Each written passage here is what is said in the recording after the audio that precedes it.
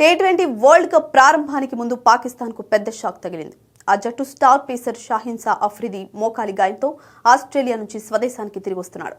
బీబీఎల్లో ఆడుతూ ఉండగా గాయపడటంతో వరల్డ్ కప్లో అతని ఆడే అవకాశాలపై నీలినీడలు కమ్ముకున్నాయి. గతంలోనూ ఇలాంటి గాయంతో ఇబ్బంది పడిన షాహీన్ మళ్లీ అదే సమస్యతో జట్టుకు ఆందోళన కలిగిస్తున్నాడు.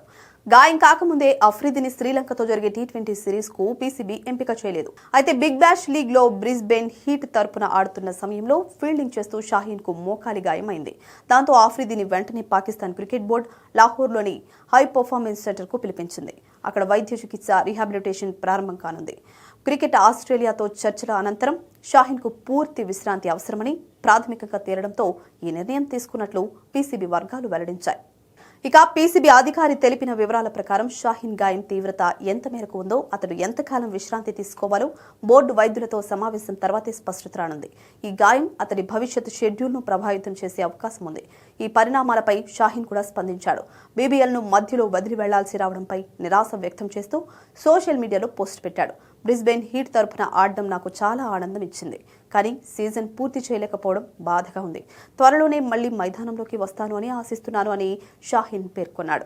ఈ సీజన్లో షాహీన్ బ్రిస్బేన్ హీట్ తరపున 4 మ్యాచ్లు ఆడి కేవలం 2 వికెట్లు మాత్రమే తీశాడు. తొలి మ్యాచ్లోని వరుసగా 2 ఫుల్ టాస్ బంతులు వేయడంతో ఓవర్ మధ్యలోనే తప్పించడం అప్పట్లో చర్చనీయాంశమైంది. గతంలోనూ షాహీన్ మోకాలి గాయంతో తీవ్రంగా ఇబ్బంది పడ్డాడు. 2021-22లో శ్రీలంకలో జరిగిన టెస్ట్ మ్యాచ్లో గాయపడిన తరువాత శస్త్రచికిత్స చేయించుకుని దాదాపు ఏడాది పాటు క్రికెట్కి దూరమయ్యాడు. ఇప్పుడు మళ్లీ అదే ప్రాంతంలో గాయం కావడం పాకిస్తాన్ జట్టుకు ఆందోళన కలిగిస్తోంది.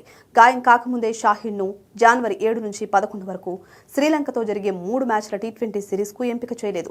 తాజా గాయం నేపథ్యంలో అతడి టీ20 వరల్డ్ కప్ అవకాశాలపై మరింత సందేహం నెలకొంది.